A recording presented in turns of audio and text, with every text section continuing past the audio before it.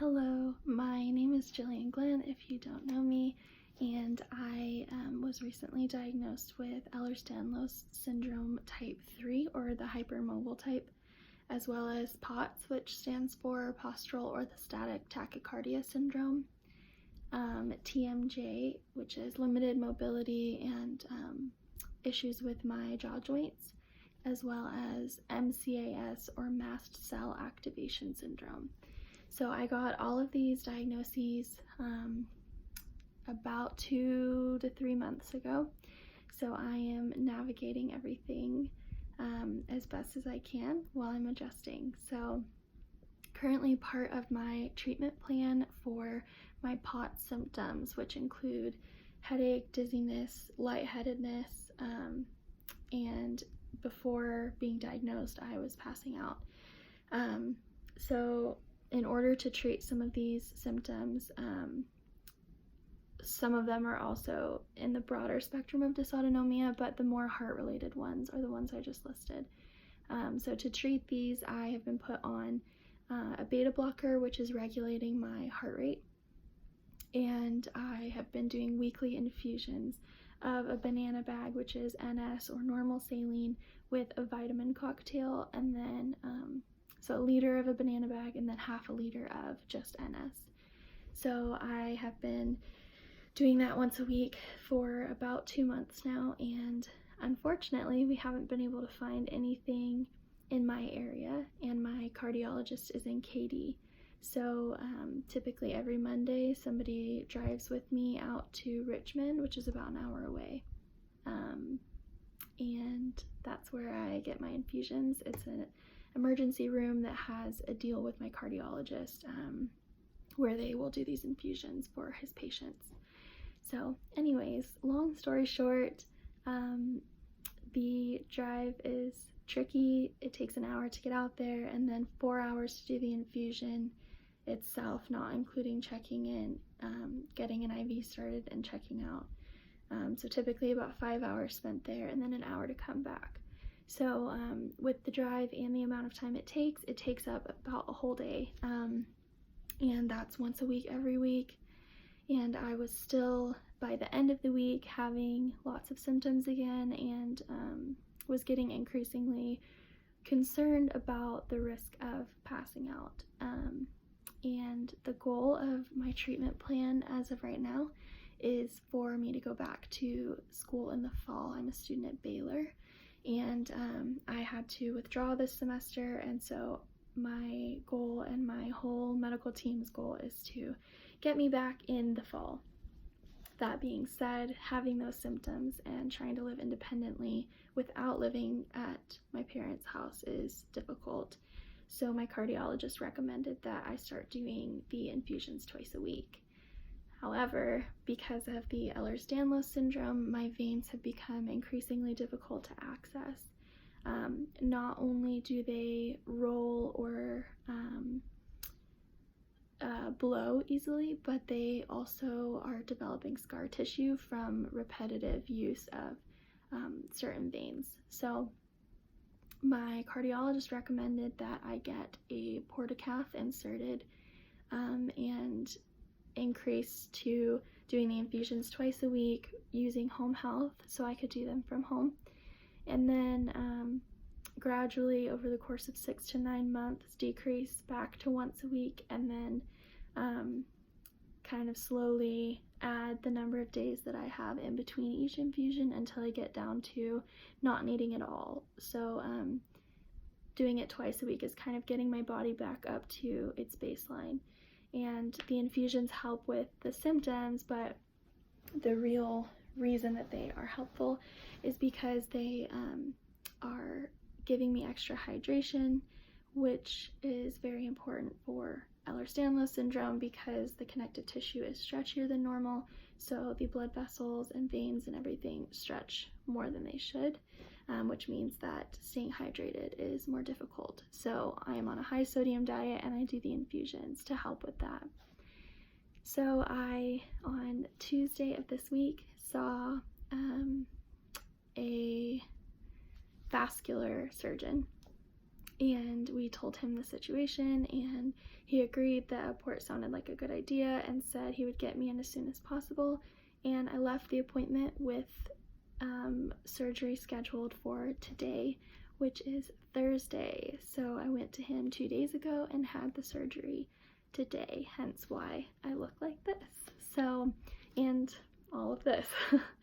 So I went yesterday to have a pre-op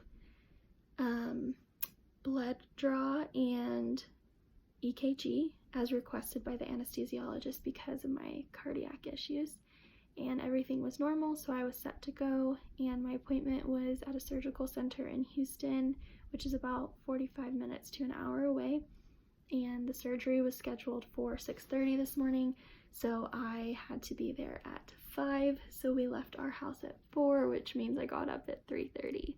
So it is currently about 2 o'clock. So it's been a long day already, but obviously I am doing all right. I made it through the surgery. So I just wanted to kind of explain what the whole process looked like, whether it's just somebody who's curious or wanting to know more about what that looks like for somebody, and also in case somebody out there is about to have the procedure done.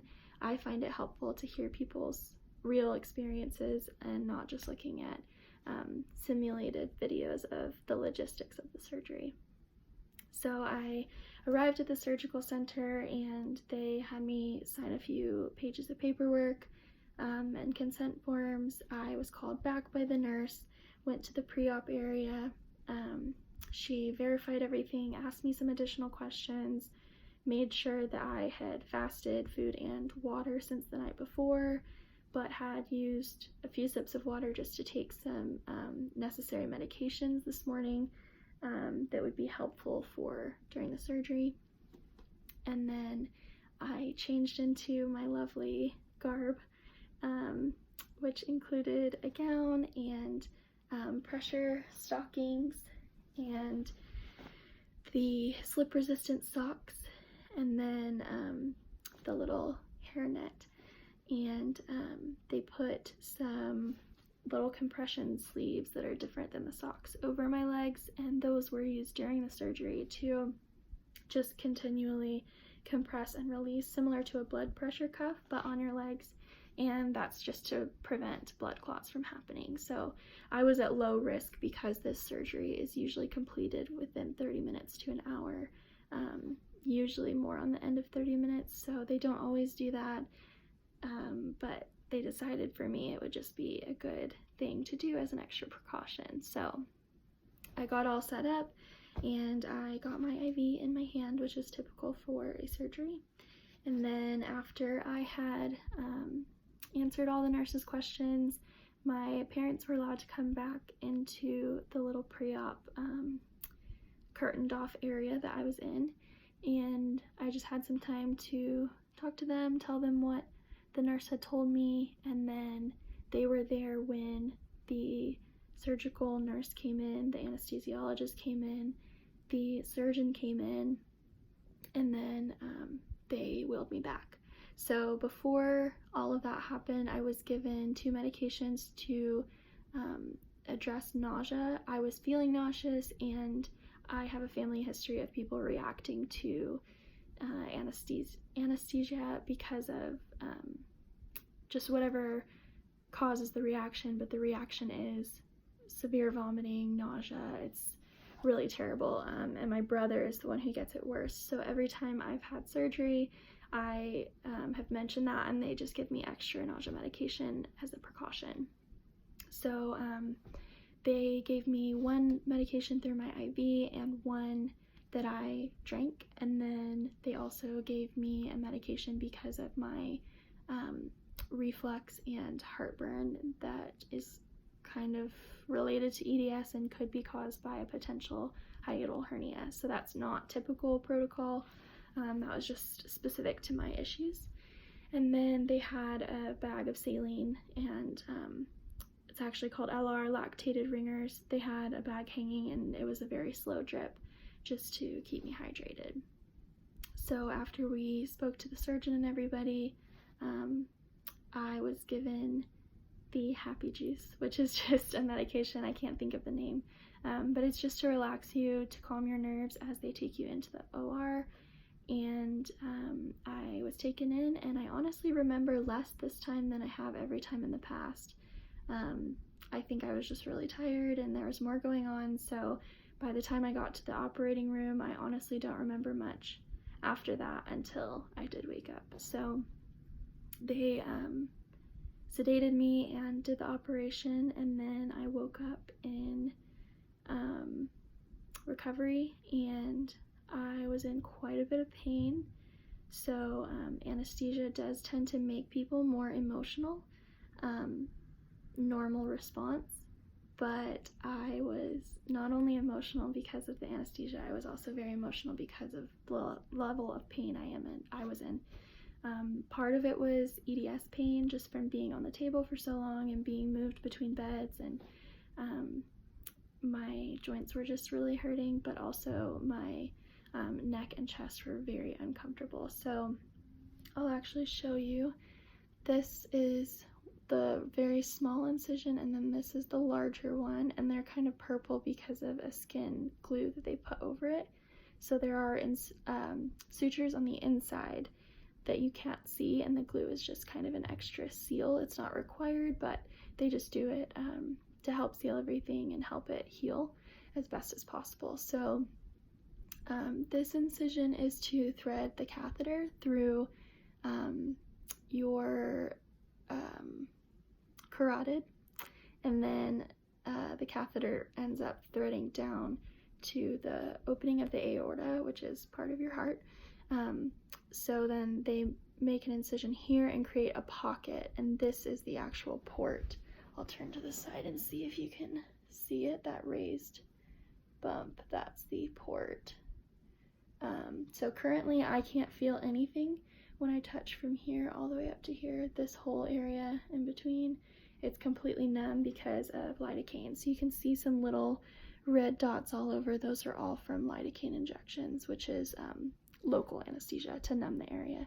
So that helps with pain. However, I can feel, you probably can't see this at all, but all the way through here with my finger, I can feel the catheter, and that is what is causing most of my pain. It's just a foreign body. It's in my neck, so it hurts to turn my neck. It's just a very different type of pain that I've never experienced, and it's not by any means excruciating or anything like that, but it is very painful. It's gotten better since I woke up, obviously, but it's still very uncomfortable. So I just recently took my first dose of, I was given Tylenol 3 with codeine and an antibiotic to take every 6 hours, and I just took my first dose, so I have a little bit of relief. So anyways, I woke up, was in a lot of pain. They gave me pain medication. I fell back asleep, woke up, still in a lot of pain. They gave me more, kind of this cycle of waking up, crying, lots of pain, falling back asleep. And I eventually, the nurse got my mom and brought her back to see if that would help, just when I woke up, to have a familiar face and just kind of be back up, sort of, to help try to calm me down a little bit. And once my mom came back, I started getting really itchy all over my body. So my entire body was itching. They had a cannula in my nose with oxygen because my pulse ox kept dropping to too low of a level. So they were trying to tell me to take really deep breaths, but I was hyperventilating because of how bad everything itched, and I kept pulling the cannula out because my nose was itching so bad and I needed to physically itch it. And then I would put the cannula back in, but then I would fall back asleep, and it was just kind of a crazy cycle of some not great things. So they gave me Benadryl. After giving me multiple doses of pain medication, they finally gave me Benadryl, and that helped the itching, definitely. But then I did have a pretty strong combination of drugs that all were inducing drowsiness. So I continued falling asleep, and it was very hard for them to get me to stay awake. They had me eating some ice chips to see if I could keep that down, and then drinking small sips of water.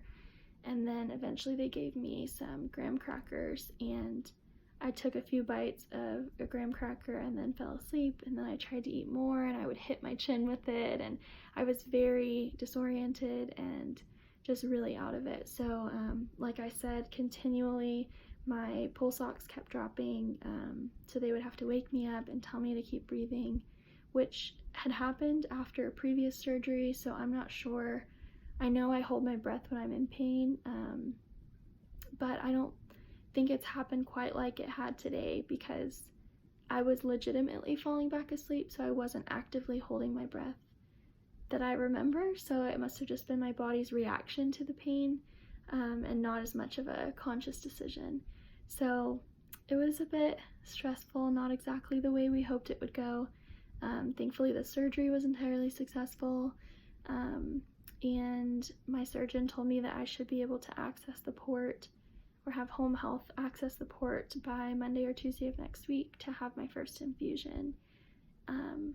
And then he said that I can go back to him in 2 weeks to review everything, make sure it's all working well, or I can just start working with home health and contact him if I have any issues. So once recovery got more under control, I was able to stand up. I was still very dizzy and disoriented and lightheaded, so I hobbled my way to the restroom with the help of my very sweet nurse, and was able to use the restroom. She helped me put my clothes back on, and then we got in the car and drove home. So I've been home ever since, and I finally got to eat a little while ago and take my medication, and now we're just gonna see how it goes. So I plan to get as much rest as I can in the next few days, just kind of take it easy. There aren't many restrictions after this surgery, just because it's not super invasive. So it is a foreign body in your body, obviously, but it's not as deep into the tissues as a typical surgery would go, and so there are fewer restrictions on what you can and can't do. It's more just based on your pain level and what you think is best. So I'm obviously already pretty restricted because of the other things going on, but I did cancel physical therapy for tomorrow and kind of cleared out the weekend a little bit to just really be able to rest, make sure my body doesn't get any sort of infection, and just take care of this as I'm adjusting to it. So anyways, I will give you one more close-up in case anybody wants to know what it looks like. So that's the top incision. Again, the purple stuff is all glue that will eventually just peel off, and then this down here is bruising that's starting to show from the port being in there, and there's a better view of the fact that it's raised, so you can tell that it's definitely not just part of my skin. So anyways, that's that, and comment below if you have any questions, but this was my experience. It honestly was not as bad as any of my other surgeries. I just had some complications in recovery, but other than that, honestly, it was a pretty smooth experience, and everybody I worked with was great, and I am excited that it's over and I can soon start using my port and not have to have people take 5 tries and over an hour to try to access me with IVs every week. So thanks for watching, and again, if you have any questions, comment below and I will answer them, and I hope that you guys will follow along in this journey as I learn things as I go, and I just want to share them in case it could be helpful to anybody else out there experiencing similar things. So thanks, bye.